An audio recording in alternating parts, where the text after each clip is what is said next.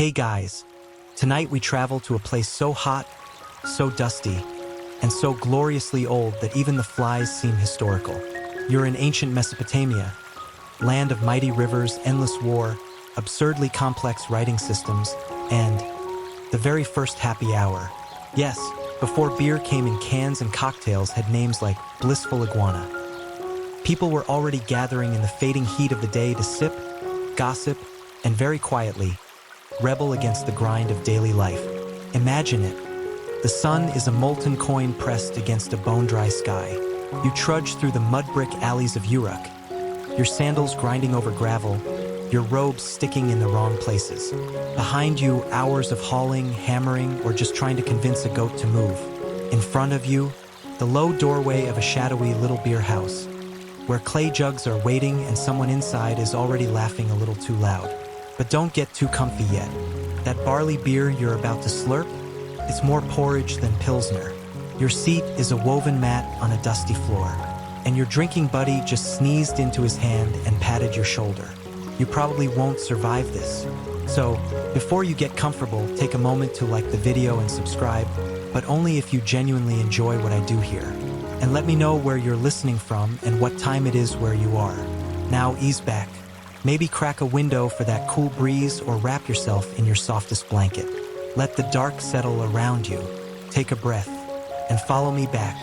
You walk past temple columns carved with gods that glare down from the stone. You dodge a goat, then another, then a man trying to convince the first goat to marry the second. Standard Uruk fare. This is a city of nearly 40,000 people, massive for its time, and it hums with trade, construction, and bureaucracy so soul-crushing it would make the DMV blush. And at the end of every dust-smeared, sweat-dripping day, people crave the same thing: a place to pause, something coldish to drink, and the brief illusion that life is not just hauling sacks of reeds while trying not to offend a god who once cursed a river for being too splashy. This is where happy hour, well, proto-happy hour, sneaks into the story. It starts with beer, but not just any beer. The earliest evidence of Mesopotamian brewing dates back to around 4000 BCE. You're in a place where writing is still young, but beer is ancient, which is comforting, honestly.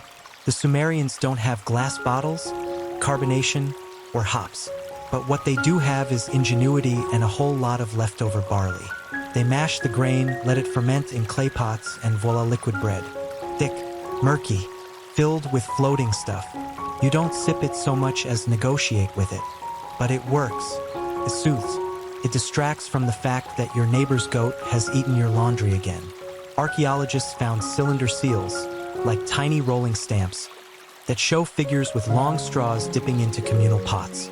Yes, you drink beer with a straw. And no, it's not for Instagram. It's to avoid the grainy sludge at the bottom, which, left undisturbed, might just wink at you. Mainstream fact: the hymn to Ninkasi, a goddess of beer, is one of the earliest surviving recipes in the world. It doubles as both a prayer and instructions for brewing. You might hum it while stirring a pot, hoping the goddess doesn't notice your total lack of measurements. So there you are, hunched beside your neighbor and his snoring cousin, all of you sucking beer through long reeds and sharing gossip. Maybe about a priest who got caught reusing his sacrificial goats. Or the latest tax edict that requires every household to provide one baked brick per month. Yes, seriously.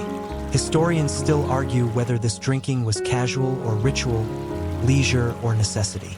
Some say it was a reward. Others think it was basic hydration. A few wild cards insist it was a form of communion with divine forces, which, after 2 jars, feels increasingly plausible.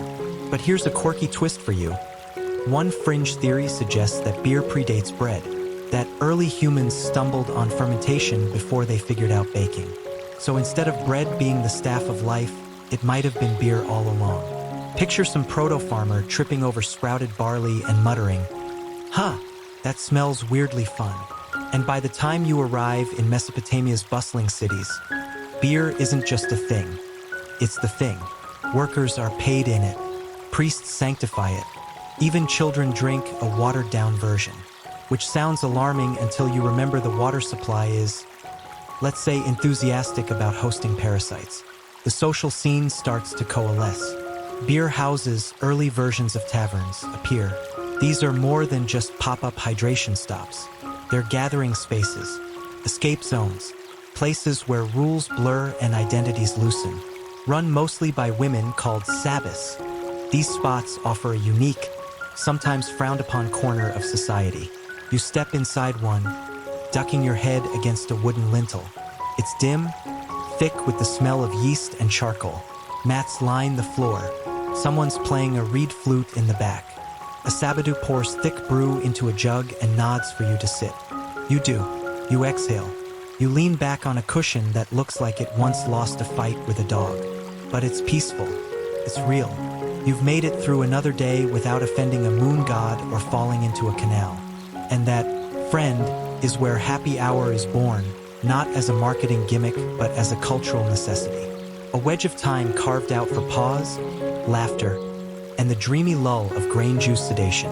You may not have salt-rimmed glasses or neon signs, but the essentials are here. Stress, community, and a beverage that says, you made it, for now. In a few hundred years, they'll refine the brewing. Someone will invent new straws. Eventually, empires will rise and fall around this brownish brew. But tonight, in the flicker of lamplight, you're just one more tired soul leaning into a clay cup, letting the last of the sun fade from your skin. And when the sabatu offers you another round, you smile. Because somewhere between the flies, the heat, and that weird taste of slightly spoiled honey, something feels right. Something feels human. You stay seated, maybe a little buzzed, maybe just dazed from the heat, in that shadowy beer house in Uruk. The lamp's flame flickers. The thick scent of barley and wood smoke hangs in the air. Someone slaps the back of another's neck to swat a fly, and no one blinks. Because this is where the ordinary dissolves. In here, you're not a potter, or a canal digger, or a scribe's apprentice with cramped fingers and dust in your teeth.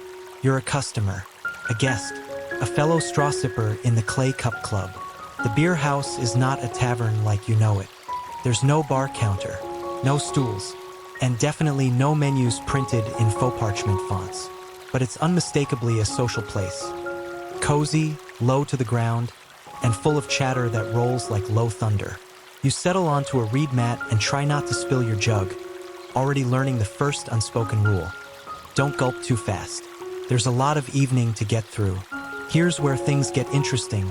The woman running this place, the sabatu, is the boss. In a society where men typically rule the temples, the farms, and the laws, beer houses are often run by women. And not quietly either. The sabatu might be brewing the drink, managing the space, and, according to some sources, serving a little side hustle of fortune-telling, matchmaking, or mild mischief. Mainstream fact: ancient Mesopotamian beer houses were regularly associated with female proprietors. In many legal and administrative tablets, it's clear that women managed these establishments, and that sometimes they were seen as both respected business owners and suspicious elements, depending on who you asked. The vibe is cozy chaotic. A small child chases a cat near the doorway. Someone starts singing off-key, loudly. Someone else counters with a better voice and worse lyrics. And through it all, the clay jugs keep being passed, refilled, and passed again. You notice the beer is served from massive communal pots, set into small pits in the floor or low clay tables. Everyone leans in, sipping through long, reed straws.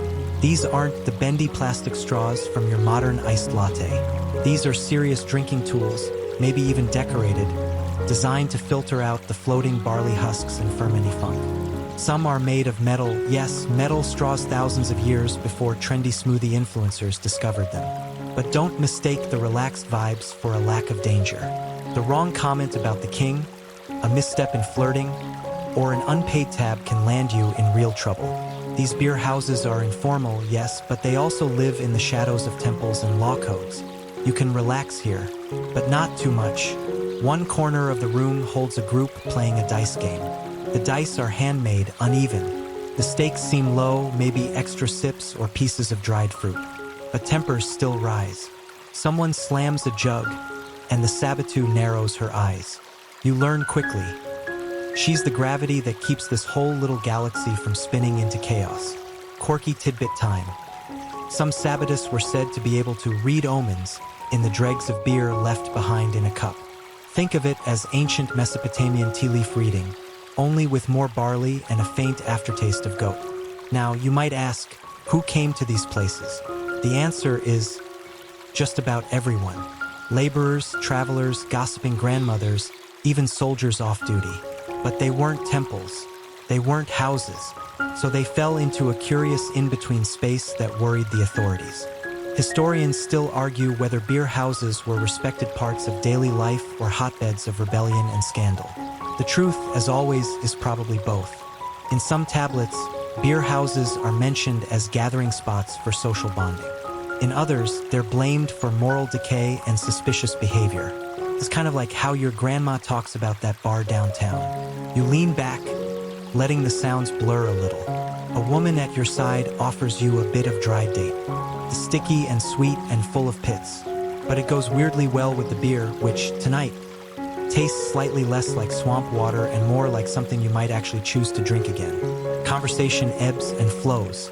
Someone tells a story about a man who tried to bribe a temple guard with goat cheese. Someone else insists the moon tonight is definitely shaped like a spoon, and no one questions it.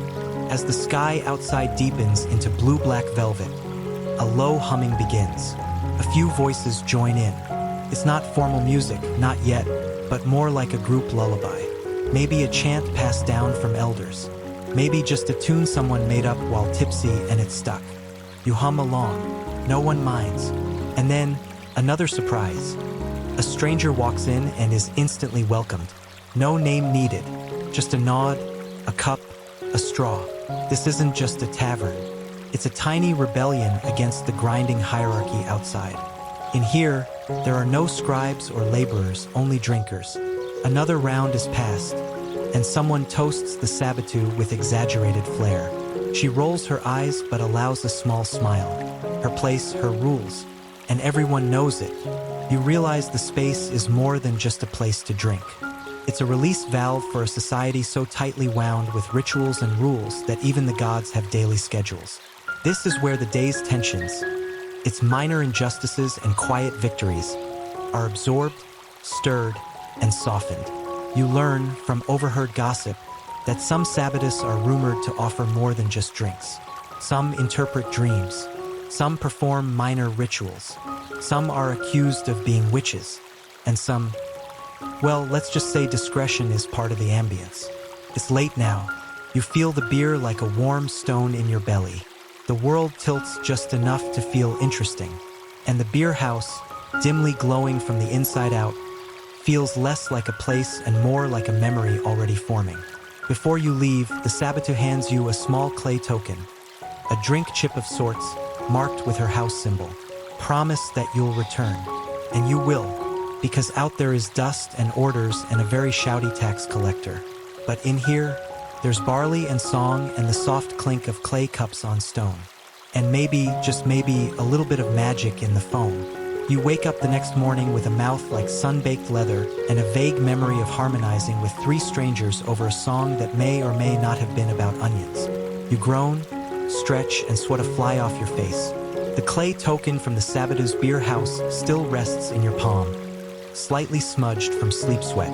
You smile, but today things are different, because just outside your door, carved into an enormous basalt slab, flanked by armed guards and gossiped about in every alley, is a brand new set of laws.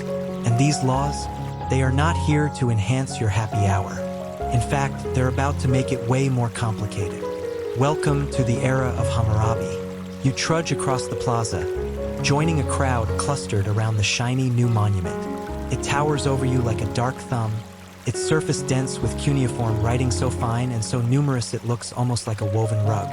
A few scribes are already reading it aloud.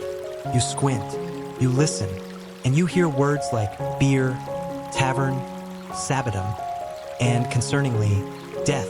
Mainstream fact, Hammurabi's code, created around 1754 BCE, is one of the oldest and most complete written legal codes we've discovered.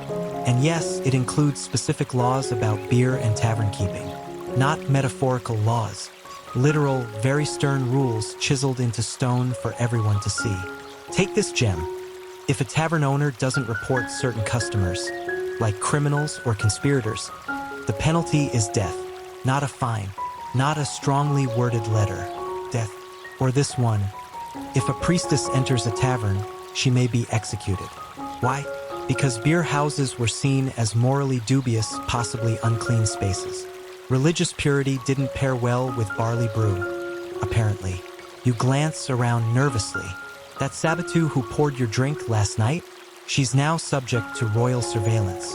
Her little beer house, once a bubble of freedom, has become a regulated outpost of royal control.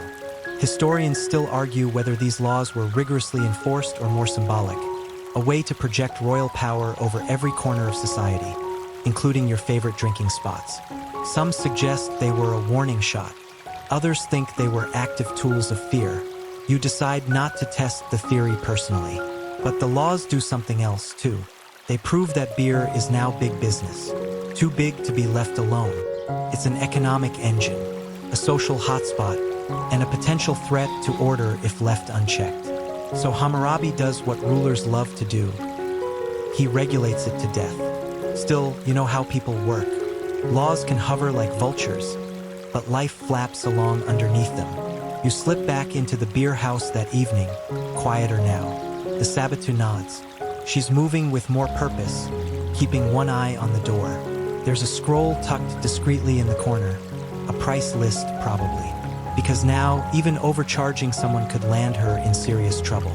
There's less singing tonight, more muttered stories about friends caught drinking with the wrong crowd. A little tension in the air, but the beer still flows and the community holds. Quirky tidbit for you.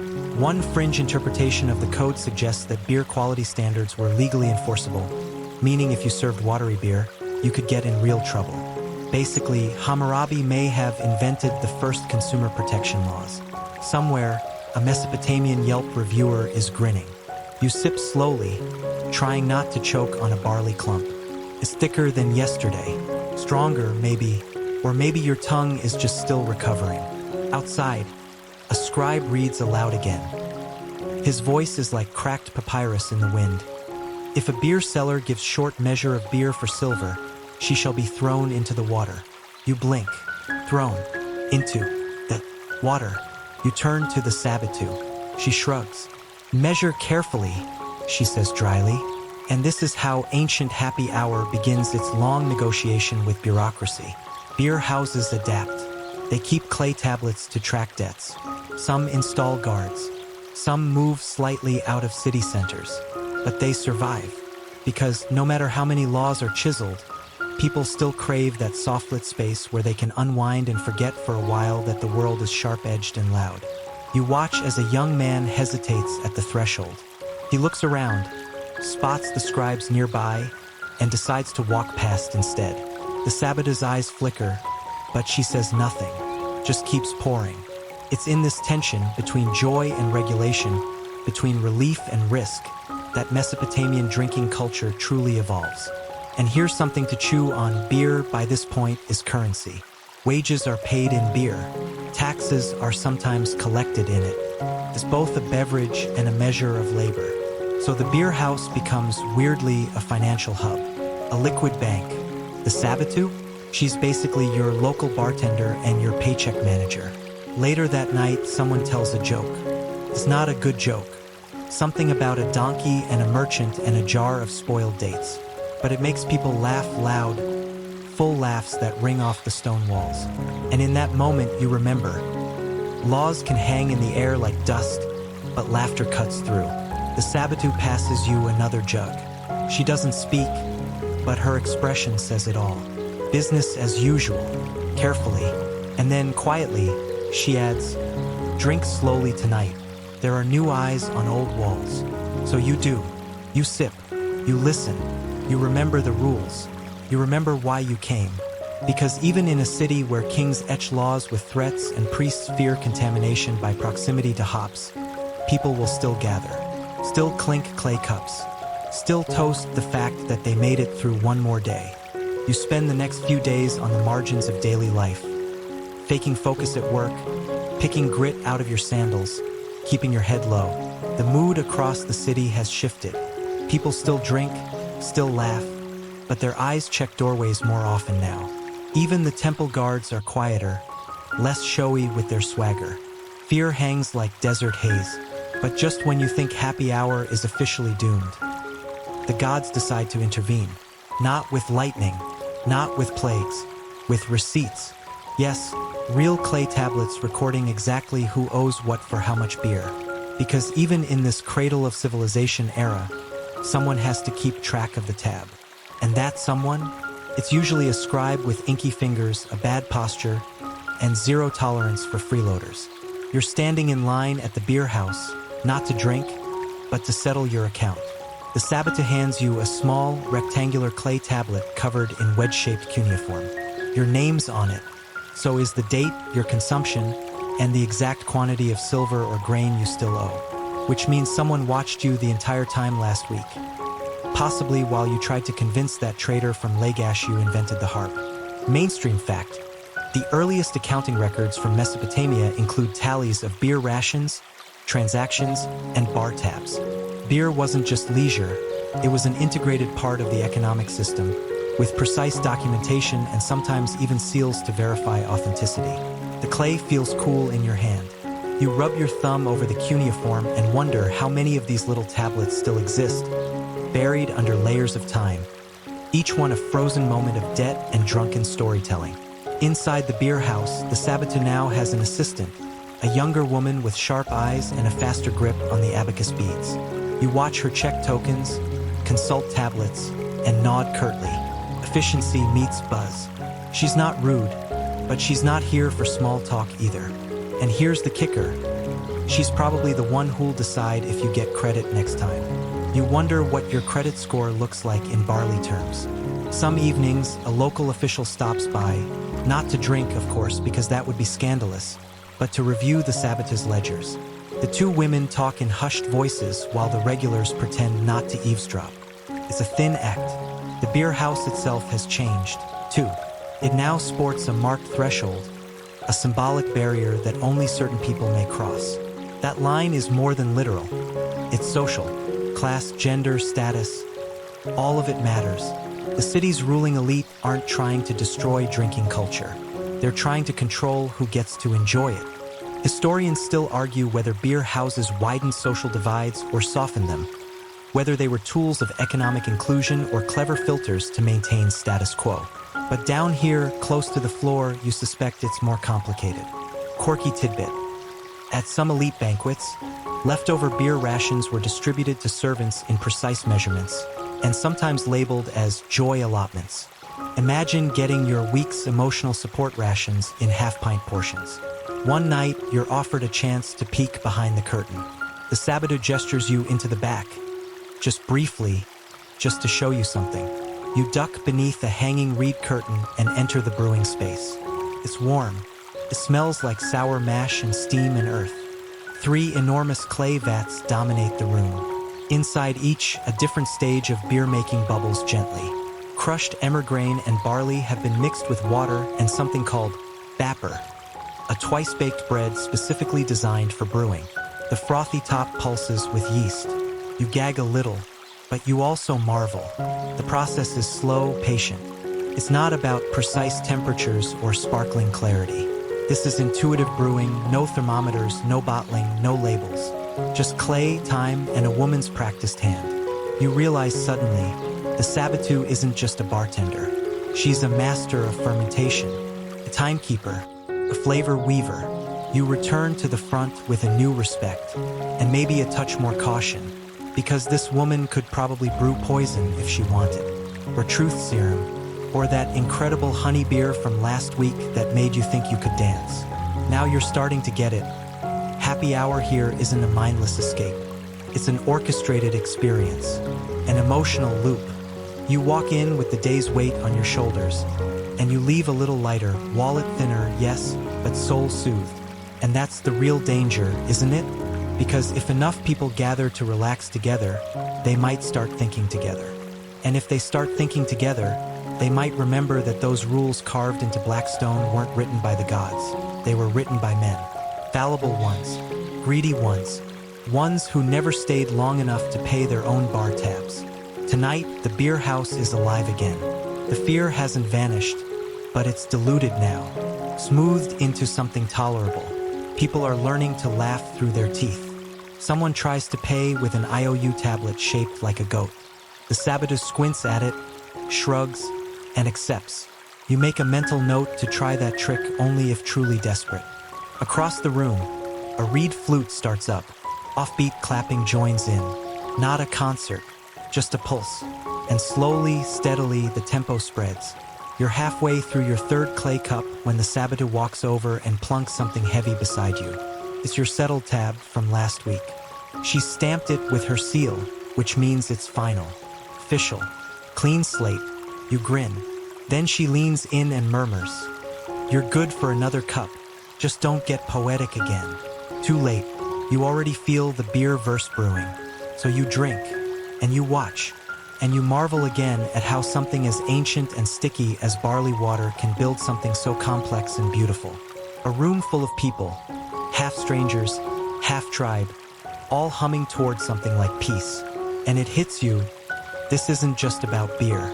It's about ritual, repetition, relief. The city can carve its laws. The priests can chant their purity codes. But down here, under reed roofs and oil lamps, humans will always find a way to say, "Today was hard. Sit, sip. You're safe for now." By now, your clay tab is clean, your reputation in the beer house is tolerable, and your liver has quietly begun union negotiations. But you're not just here for the drink anymore. You're chasing something deeper. You've seen what happens when grain meets flame, yeast meets time, and humans meet each other in the soft light of shared weariness. You want to know where this magic comes from. So tonight, you take a longer walk, past the mud brick walls of your neighborhood, over narrow canals glistening under the moon, to a place older than rules and grander than markets. You're going to the temple, because before beer was your evening unwind, it was a divine offering. And in some dusty corners of Mesopotamia, it still is.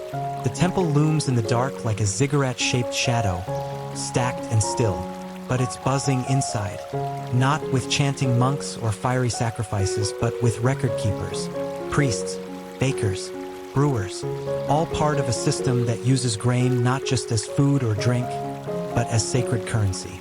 Mainstream fact, in ancient Mesopotamia, temples weren't just religious centers. They were economic powerhouses, landowners, employers, and brewers.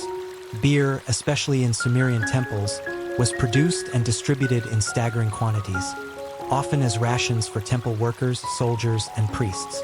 You sneak a look through a narrow side entrance. There's a row of young women sitting cross-legged beside large vats, stirring gently. Their hands are covered in froth. One wipes her forehead and smiles at a joke you can't hear. They are priestesses, not like the ones banned from taverns by Hammurabi's code, but part of temple life, sacred laborers helping transform barley into blessings. You recognize the smell instantly. It's that bapper bread again, softened in water, starting to bubble. The ancient recipe is alive here, passed down like a whispered secret. A small boy walks by carrying a jar with both arms. His face is serious, as if he's ferrying truth itself. He probably is. You creep closer, careful not to attract attention. You're not supposed to be here, but you just want to understand. Why does this drink mean so much? Historians still argue whether temple beer was truly sacred in a ritual sense, or just part of a broader economic engine, offered to the gods as a symbolic gift, then redistributed as sustenance.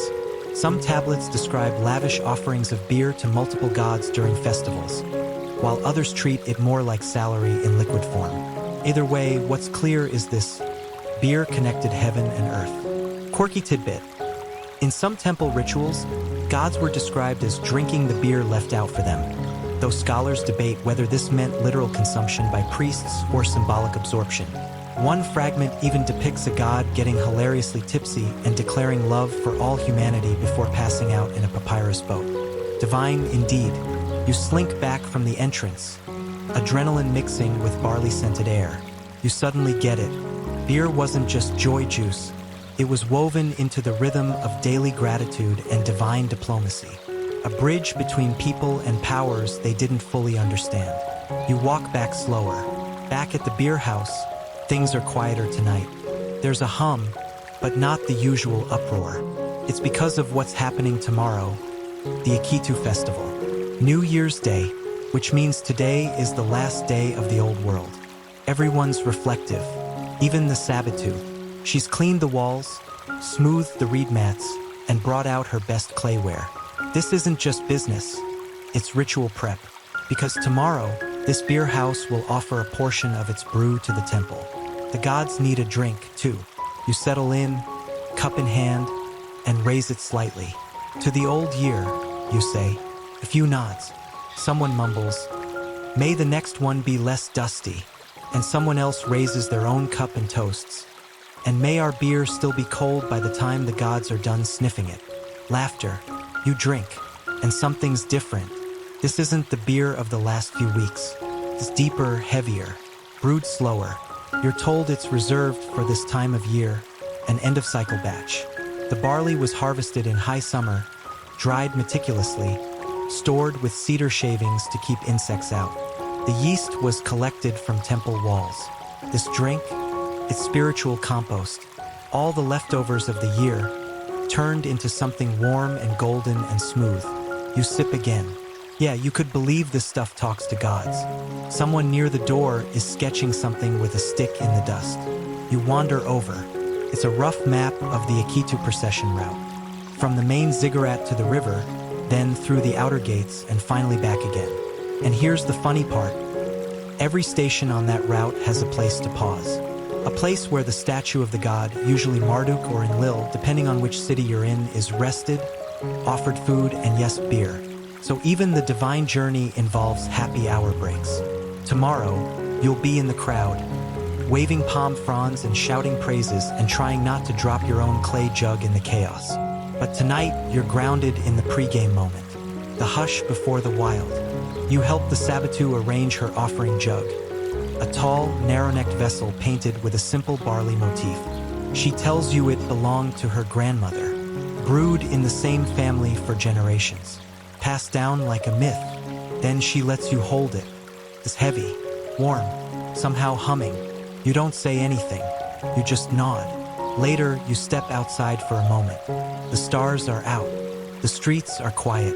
Everyone is getting ready, shaving, bathing, laying out their cleanest clothes, preparing for the symbolic recreation of the cosmos. You lean against a mud brick wall and think about everything that had to happen to get to this point. From foragers stumbling on fermented fruit, to women soaking bread into clay jars, to temples hiring full-time beer priests. And now, here you are, tipsy under a Mesopotamian sky, waiting to watch a god go drinking across town tomorrow.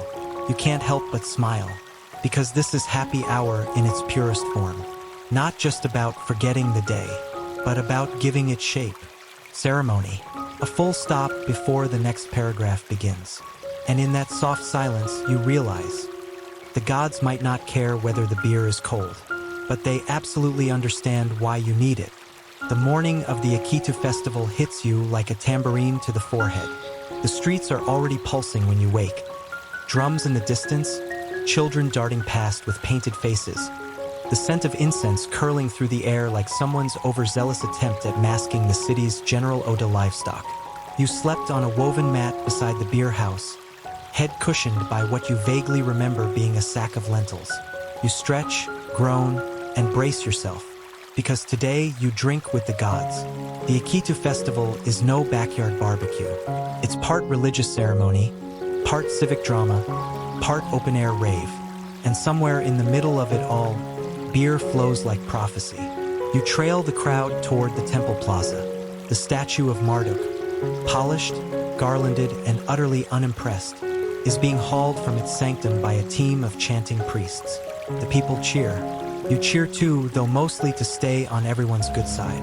Mainstream fact: the Akitu festival was the Mesopotamian New Year celebration, lasting up to 12 days and involving purification rituals, processions, offerings, including beer, dramatic reenactments, and public declarations of kingship. It marked the cyclical rebirth of order from chaos. And chaos? Oh, it's got a VIP pass. Vendors shout. Musicians clash cymbals. A rogue donkey has decided this is the best possible time to sit down mid-street and absolutely refuse to move. Someone tries to climb a fig tree for a better view and promptly falls into a pomegranate stand. The gods may be in charge, but the people are having their moment. And then, somewhere between the sacred texts and the spilled date wine, something amazing happens. You realize the beer house isn't just a side activity anymore. It's central. Every few blocks, makeshift stations are set up. Temporary mini-taverns where jugs are passed around in exchange for tokens or a shouted blessing. People sip slowly, some pouring a drop onto the earth in honor of their ancestors. Even the temple guards take a few swigs, though they pretend to still be menacing while doing it. You stop at one of these pop-up beer shrines. A teenage girl hands you a cup. No fanfare, just a look like, "Don't make this weird." The brew is darker than usual, spiced with something sharp. You taste it, coriander, maybe, or crushed myrrh. Someone's been experimenting. You approve. Quirky tidbit.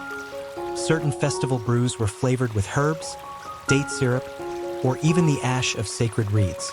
While not all of these combinations aged well, some ancient recipes were optimistic. They show that Mesopotamian brewers were early tinkerers, pioneers of craft beer before hops were even a glint in the barley's eye. The statue of Marduk is paused at the main gate, as per tradition, and an enormous platter of offerings is laid before him. Fruits, breads, a roasted lamb, and, of course, several ornate beer jugs. The high priest lifts one and recites a blessing you only half understand, but the part where he spills a golden stream of it onto the stone, that part's universal. Marduk is officially buzzed. Historians still argue whether these public offerings were genuine religious acts or theatrical performances for political unity. Some say the gods needed reassurance that humanity still remembered its place. Others suggest these events reinforced the king's divine right to rule, especially when he took part in ritual humiliation, such as being slapped by a priest. Yes, really? And yet, here you are, watching grown men shout praises while a deity statue gets politely day drunk on artisanal brew. Civilization. The crowd begins to move again. You follow. The heat is rising, but so is the joy. You spot the Sabbatu ahead, her hair braided with blue ribbons. She's not working today. She's dancing. You've never seen her like this. Unburdened, laughing, caught up in the shared rhythm of something older than politics. You hesitate, then join in. It's awkward at first. Your steps are half a beat off. Your cup sloshes dangerously, but no one cares. This isn't a formal court dance. This is the stomp of barley planters, the swirl of bakers, the sway of scribes who've forgotten how to read for one afternoon. You spin, you grin, you nearly trip over a goat. Eventually, the procession winds back toward the temple, and the statue of Marduk is returned to its pedestal. A final offering is made. Fire is kindled. Prayers are whispered. The priests declare that the cosmos has been reborn. And just like that, the old year is gone. You return to the beer house as twilight begins to settle in like cooled ash. It's quieter now. People are trickling in, not for riotous celebration, but for the warm down, the exhale, the part where you drink not to forget or prepare, but to reflect. The Sabbatu is behind the counter again, hair loosened now. She pours you a cup, unasked, and sets it down with a small nod. You tap the rim, raise it slightly in her direction, and drink. Tastes like memory. The other regulars begin to share stories. Not the exaggerated kind, but the real ones. Someone talks about losing a brother in last year's flood. Another recalls the birth of a daughter during the spring barley bloom.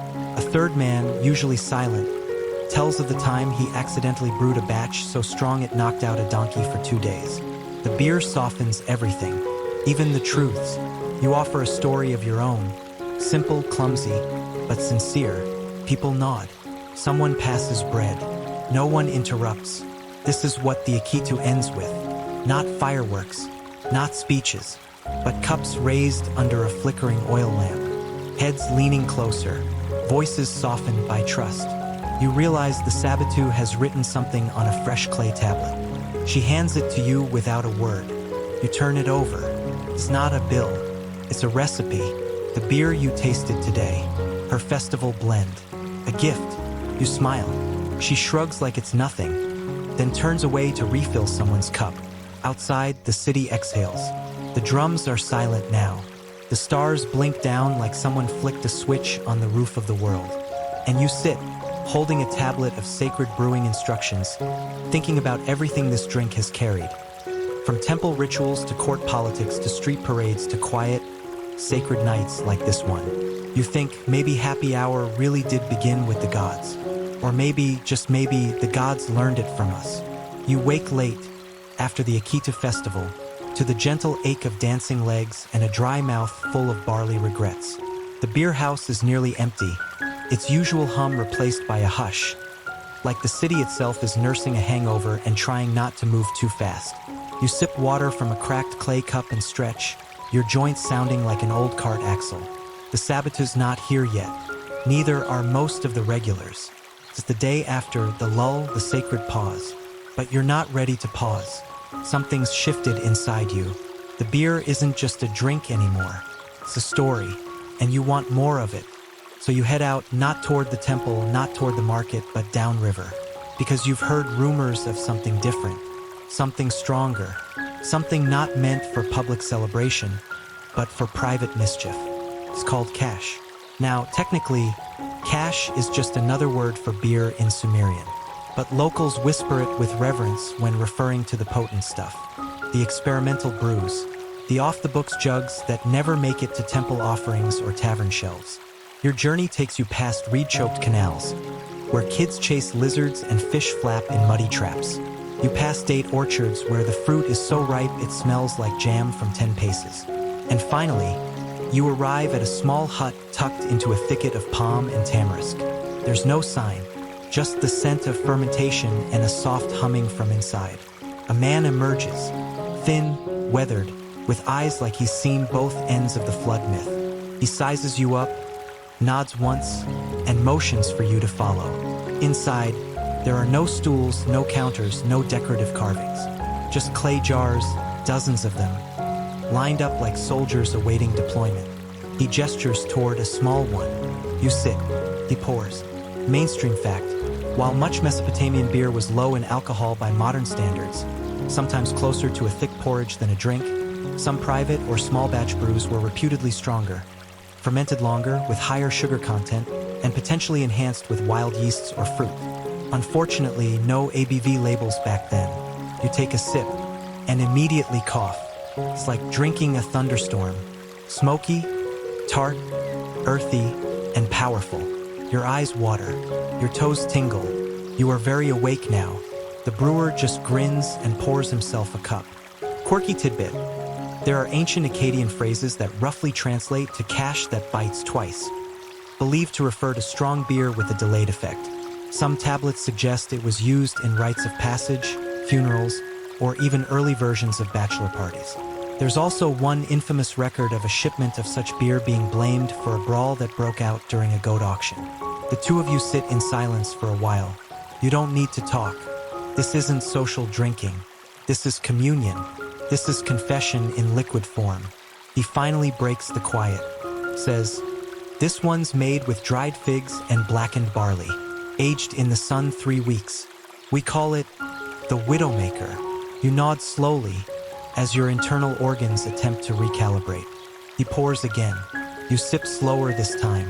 Beneath the kick, there's something beautiful, notes of honey, smoke, maybe even cedar. It's as if someone put the entire landscape into a jug and dared you to drink it. You ask him how he learned to make it. He shrugs. "My father, and his father, and before that," he taps his head. Dreams.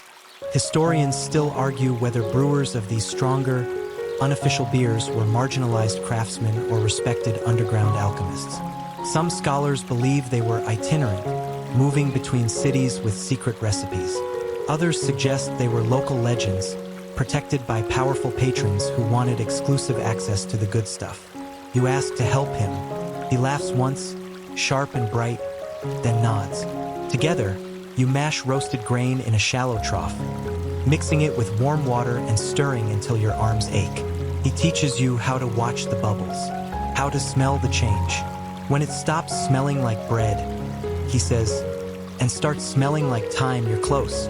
He lets you try a batch still fermenting. Sour, fizzy, alive. You shiver. As the sun drops behind the reeds, he fills a jug with the dark brew and hands it to you. For the road, he says. You try to pay. He waves you off. Just don't sell it to priests. They'll water it down. You laugh, and then realize he might not be joking. You walk back in the amber light, jug slung over one shoulder, and something inside you buzzing. Not just from the alcohol, but from the thrill of having learned something secret. By the time you reach the city edge, the sky is turning violet. You stop by the canal and sit under a crooked fig tree, watching barges drift lazily along the water. You open the jug and take one more sip. It's calmer now, less bite, like the brew has softened with the light.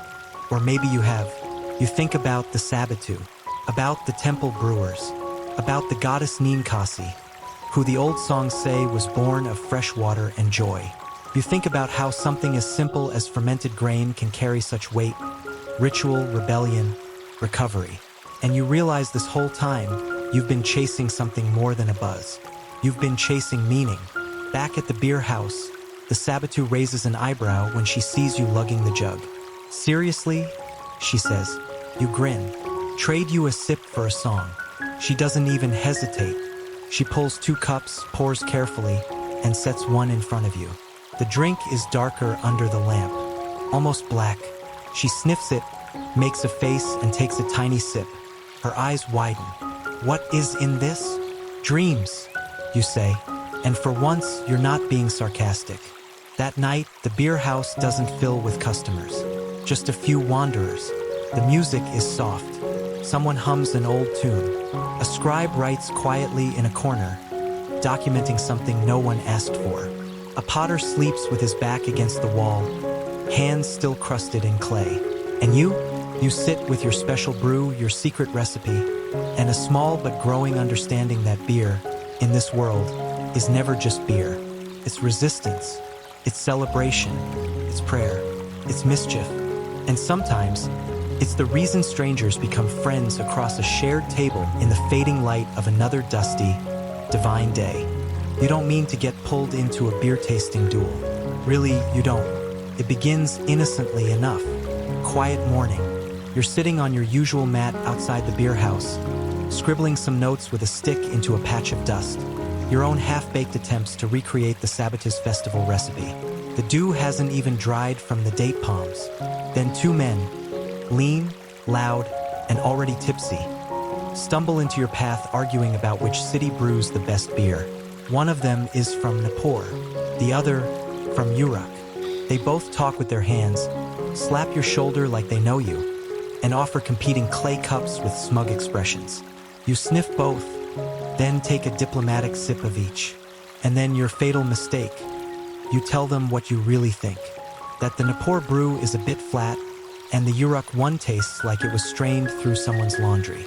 Now you're a judge in a full-blown civic beer-off. Word spreads fast. By midday, the beer house is packed with representatives from half a dozen cities, all insisting theirs is superior. There's a cup from Lagash that fizzes like it's alive, one from Kish that smells suspiciously like turnips, and a mysterious dark red concoction from Eridu that might be wine's weird cousin twice removed. Mainstream fact. Beer making in Mesopotamia was widespread, but each region had its own style. Some used different grains, emmer, barley, varied fermentation times, or local water sources, which significantly affected flavor. There's even evidence that beer was traded between cities, sometimes as tribute, sometimes as luxury. You try to set some rules. Everyone gets one small sample. No sabotaging rival brews. No yelling insults in Sumerian unless they're at least clever. The Sabbatu, watching from the back with her arms crossed, looks half amused, half mortified. She passes you a fresh cup of water between samples.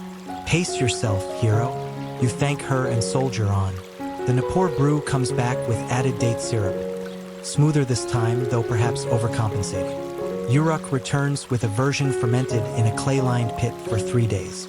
It's bold, earthy, a little terrifying. Lagash, they've gone rogue. Their second entry has cinnamon in it. You raise an eyebrow. Imported. The brewer grins and nods. Black market, he whispers. You don't ask questions. Quirky tidbit. While Mesopotamian trade extended across great distances, including spices from as far as the Indus Valley, some ingredients found their way into brews unofficially. There's a playful Akkadian phrase scratched into a tavern wall that translates roughly as, "Too much spice and your beer starts to lie to you." The tasting devolves. Someone starts playing a drum. Someone else swears they saw a pigeon judging the brews telepathically. A group of scribes begins writing fake oaths of allegiance to various beers, stamping them with leftover seals. You, meanwhile, are rapidly losing the ability to distinguish between notes of barley and notes of floor. Historians still argue whether competitive beer festivals actually existed. Some point to texts detailing temple competitions in brewing for offerings. Others interpret certain banquets and seasonal rituals as honor battles between local guilds. There's even a possibility that these rivalries were exaggerated in stories to add local flavor. Mesopotamian trash talk preserved in cuneiform. Eventually, someone declares that the only fair solution is to invent a scoring system. You sigh and agree. You and the Sabbatu huddle together and sketch out categories. 1. Clarity, or whatever passes for clarity in this world. 2. Flavor depth. 3. Mouthfeel, you let her name this one. She snickers. 4. Would you survive 2 cups? 5. Does it bring joy or just confusion? Each brew is judged. Cups are passed. Palates are cleansed with stale bread and sheep cheese. The final vote? Tie. Between Uruk and the Sabbatu's own secret recipe, which you secretly submitted without asking her. She finds out and gives you a look that could curdle yogurt, but doesn't stop you when the crowd starts chanting her name. So of course, someone demands a tiebreaker. You groan and raise both hands. No more judging. Let the people decide. Open tasting, sundown. Bring your own cup. The crowd erupts. And thus is born the first unofficial happy hour block party. The Sabbatu begrudgingly agrees to set up shop out front. She even paints a little sign, Festival of Foam, 1 night only. As dusk settles in, neighbors trickle out with clay cups and wide grins. Potter plays a reed flute. A kid balances a stack of beer jars taller than himself, cheered on by older siblings. Someone ties reeds into wreaths and tosses them like rings at passing drunks. You and the Sabbatu sit behind a makeshift serving table, pouring her beer in steady rhythm. She watches the faces of those who taste it, smiling when they smile, looking away when they get teary, which happens more than you expect. Because this isn't just a drink anymore. It's her story, her families, her craft, and now the cities. You lean over. Do you want to name it? She pauses, then says softly, "Call it after the rain." You nod. It fits. Someone in the crowd starts a toast. To the beer that survived the gods. Others echo it. Cups are raised. Songs begin. And somewhere deep in the gathering, a small group of elders starts reciting poetry. Actual poetry. About beer. One man thumps his chest and shouts a line. May your mouth be sweet as honey beer, and your heart warmed like a clay hearth. Another woman replies with a verse about the goddess Ninkasi, who ferments with grace and never spills a drop. You laugh, stunned. Turns out, poetry battles were very much a thing in ancient Mesopotamia, and beer featured often. Some surviving texts are entirely hymns to beer or drinking. They're lyrical, often flirtatious, sometimes full of cheeky double meanings. And tonight, they're alive again. The Sabbatu joins in. Her voice cuts through the din, clear, low, playful. She sings a verse you don't recognize. It's older than most of the crowd. People quiet down to listen. When she finishes, someone passes her a cup in thanks, and she toasts back to chaos and the calm that follows. It's the perfect end, but no one wants to end it. So the party lingers long past the star's arrival, into the hours when the oil lamps gutter low and the songs dissolve into humming. And you sit there with your half-full cup, your dust-covered feet, and a heart full of foam and fire. Because this wasn't just a happy hour. It was a glimpse of a world where beer was a language. And you, finally, are fluent. You wake to the aftermath of foam and poetry. The street is quiet, save for the low murmur of someone snoring under a discarded reed mat. Empty cups sit like little clay ghosts on every ledge and doorstep. A single garland of woven reeds hangs lopsided from a fig tree, fluttering in the warm morning breeze. The smell in the air, a heady blend of yeast, ash, and triumph. You sit up slowly, cradling your pounding head like it's a newborn goat. Your tongue feels like it fought a dust storm and lost. The Sabatu is already sweeping. Of course she is. Her hair's up, sleeves rolled, and the same no-nonsense squint is back in her eyes. "You alive?" she asks without looking. "Barely," you croak. She smirks and keeps sweeping. "Then make yourself useful. We're taking this on the road." You blink. "We are." She nods. "If one city loves it, others will too. Time to see how far after the rain can travel."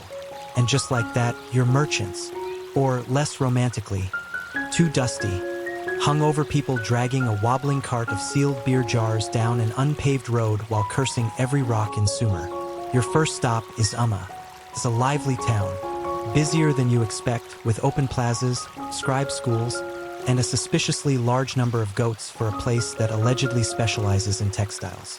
You set up under a fig tree on market day, lay out 2 clay mugs, and let the brew speak for itself. People are skeptical at first, then curious, then delighted. One old woman tastes, nods once, and buys a full jar. "Tastes like a thunderstorm in spring," she mutters. "Good for marriage negotiations." Mainstream fact: itinerant brewers, especially women, are referenced in some surviving legal and trade texts.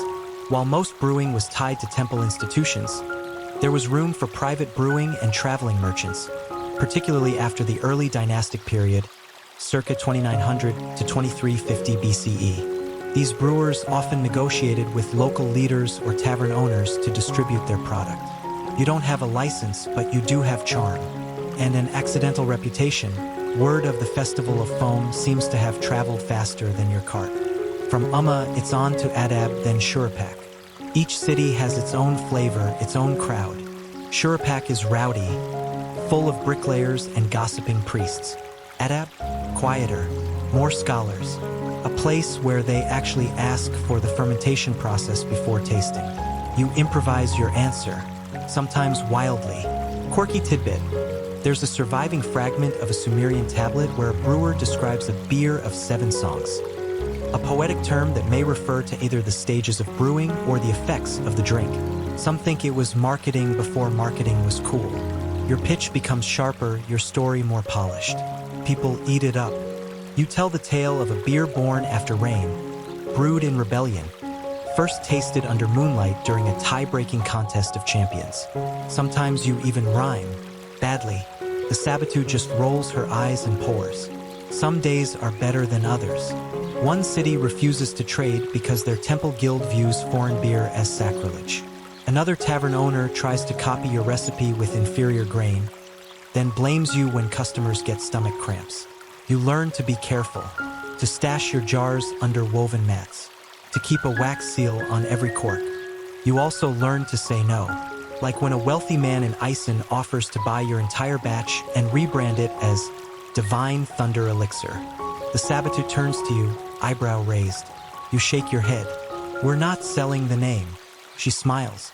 "Good. I was about to hit him with a ladle." Historians still argue whether early beer makers saw themselves as artisans, laborers, or something else entirely. Some texts depict brewers, especially women, as devout servants of the gods, crafting sacred offerings. Others hint at rivalry, smuggling, even espionage between cities over brewing secrets. It's unclear whether brewing was celebrated or quietly endured, but one thing's certain: it mattered. And now it matters to you, because somewhere between City 5 and City 6, you stop feeling like an amateur and start feeling like a carrier of something important. Something that crosses borders, even if your sandals don't always survive the journey. At night, you camp beside rivers or under date trees. The Sabbath teaches you how to patch clay jars with a reed and resin poultice. You trade a cup of beer for a bowl of lentils, then sleep side by side using sacks of grain as pillows. You talk, a lot, and not just about beer. You talk about childhood, hers in the shadow of a great ziggurat, yours mostly in the shadow of your older brother's dumb jokes. You talk about what the stars might be, why turtles always look like they're judging you, whether beer could be brewed upside down on a boat. She laughs more now. You do too.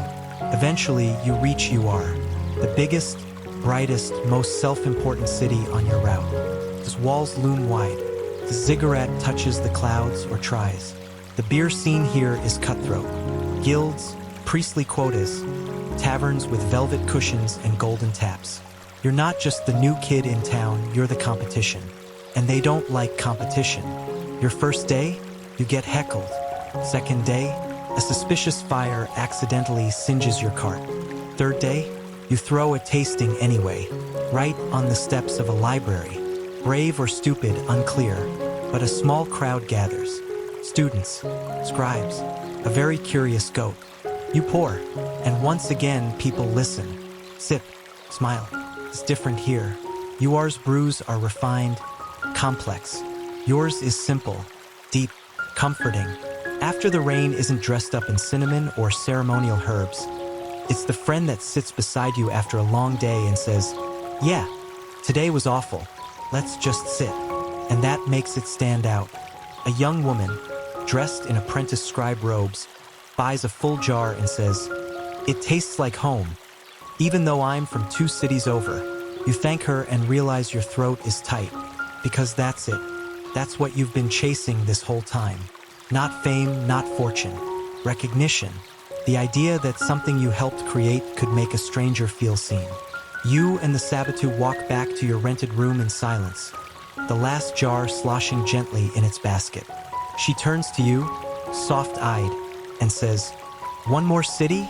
You nod, not because you have to, but because you want to, because somewhere out there, someone else might need after the rain, and you're going to find them. The road to Mari is long, and the wind carries the dust of too many old footsteps. Your sandals, once respectable, are now barely more than ambitions strapped to your feet with twine. The Sabbatu has traded her sweeping braid for a practical knot. She hums more than she speaks these days. Mostly old lullabies from temple songs, or that nonsense chant she sings when trying to keep birds away from the grain sacks. The cart rattles behind you, lighter than it once was, but still home to 2 jars sealed tight. One for tasting, one for legacy. Mari's outer gates shimmer with heat. The Euphrates hums like a living thing as it loops around the city's edges. You arrive at midday, sun like molten gold, the scent of clay and citrus baking in the air. Mari feels different. It's wealthier than most cities you've seen, but quieter too. The streets are planned, the walls freshly painted. A river breeze filters through the alleys, cooling the sun-stung faces of merchants and children, and cats lounging wherever cats can get away with it. You and the Sabbatu don't set up in the marketplace. No, this time you walk straight to the palace gates, because this isn't just a city, it's your last city, and you're going to end big. A guard tries to wave you off. The Sabbatu smiles and offers a cup of after the rain. The guard hesitates, sips, then disappears inside.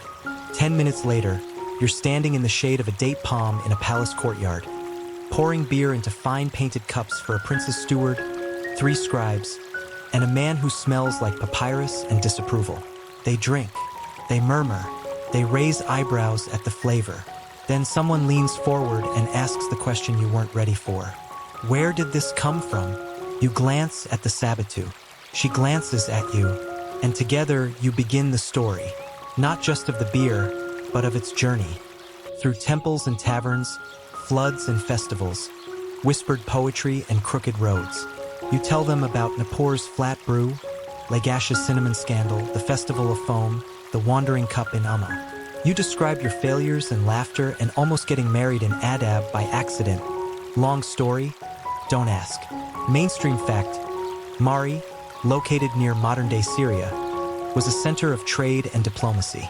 Its royal archives held thousands of tablets, letters, treaties, inventories that give historians remarkable insight into daily life and political maneuvering in the ancient world.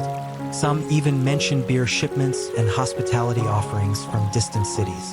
You don't know if this story will be written down in one of those tablets, but you hope it is, because the steward smiles, and the scribes nod, and even the papyrus-scented man says, "There is truth in this taste." He asks to keep a jar. The Sabbatu hands it over carefully, like it's an offering. They don't offer money, just thanks and permission to pour in the palace courtyard. For one day, that night, you serve after the rain to nobles, servants, and curious guards who keep making excuses to walk by twice.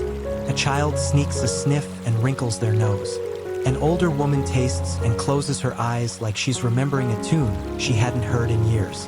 No wild party, no songs or drunken declarations, just warmth, that kind that sits in your chest and glows. You and the Sabbatu sit side by side on a low wall after the last cup is poured. Stars blink overhead, reflected in the water of a nearby basin. "Well," she says softly, "we did it." "Yep." There's a long pause. Then, "So what now?" You breathe in the scent of night jasmine and distant river reeds. "I don't know," you admit. "Good, because sometimes the answer doesn't matter. Sometimes the road itself was the destination." Quirky tidbit. In a lesser-known prayer from the city of Sippar, beer is described as a soul companion, and its brewer a steward of the heart's honesty. It's unclear whether this was a formal religious title or just someone being a little tipsy and poetic, but either way, it's beautiful. You fall asleep under the stars. No tents, no schedule, just two wanderers, tired and full of something that isn't just beer, but story and dust and joy. In the weeks that follow, you drift south again. You stop at small villages and trade beer for figs or music. You return to the Sabbatu's old street. Her neighbors cheer. Someone's painted the alley wall with a mural of a clay cup under a rain cloud. There's even a cat in the painting, lapping at a puddle. It looks suspiciously like the Sabbatu's childhood tabby. You both laugh until you wheeze. Back at her place, she opens the very last jar. The original, the one from that night. You drink it slowly. It's richer now, softer, and as the wind rattles the shutters and the moon paints shadows on the floor, you realize something. You're no longer just someone who tasted history. You are history. Footnote, maybe, a whisper, but still, the beer will outlive you, in flavor, in fable, in some confused poem scratched into a tavern wall in 2200 BCE by a drunk scribe who swears he once met a traveler who drank the rain. And that's enough. That's everything. Because in this ancient land of sun-baked bricks and whispered stars, you found something sacred. Not in temples, but in cups, in strangers, in the warmth of shared silence. And now it's time to sleep. Let the dust settle now. The cart has stopped rattling. The jars are empty. The road, always waiting, slips away behind you like a quiet song you can't quite remember. You lie back against the cool clay of the wall, feeling the last warmth of the day cling to your skin like a fading promise. Somewhere outside, someone hums a tune, maybe a lullaby, maybe just the river's own rhythm echoed in a tired voice. You've walked miles in borrowed sandals, learned the language of yeast and honey, and whispered stories over flickering oil lamps. You've met gods in laughter and ghosts in the bottom of clay cups. You've discovered that history isn't just carved into stone or scratched into tablets. It lives in kitchens, in jokes, in sleepy hands passing cups to one another across generations. And now your cup is empty, and your heart maybe is full. So let the breeze find you. Let the stars arrange themselves into quiet constellations with no names. Let your muscles go soft, your breath slower. Let your mind float, not back to the start, but forward into dreaming. You're not in Mesopotamia anymore, but some small part of it is in you now. Fermented, preserved, shared. So close your eyes. Let the dark settle around you like a warm blanket. And drift, just like that last jar of After the Rain. floating gently downriver toward a story yet untold. Good night, sweet dreams.